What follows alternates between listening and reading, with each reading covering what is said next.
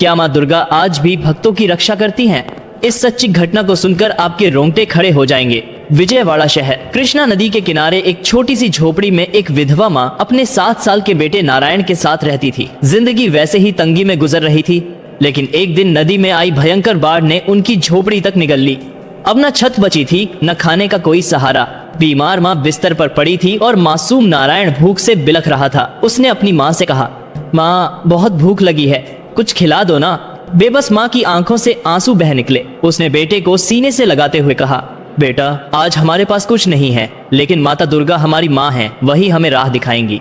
नारायण रोते रोते मंदिर पहुंच गया। वहां माँ दुर्गा की मूर्ति के सामने बैठकर उसने मासूमियत से प्रार्थना की, हे माँ, मेरी माँ रोज कहती है कि आप भी मेरी माँ हो। आज मेरी माँ बीमार है और मैं भूखा हूँ। अगर आप सच में मेरी माँ हैं तो मेरी भूख मिटाइए और मेरी माँ को ठीक कर दीजिए।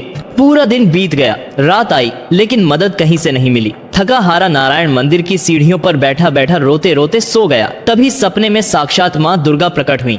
अगली सुबह मंदिर में एक अमीर औरत दर्शन करने आई। सीढ़ियों पर सोए बच्चे को देखकर वह ठिठक गई। पास जाकर बोली, बेटा तुम यहाँ क्यों सो रहे हो?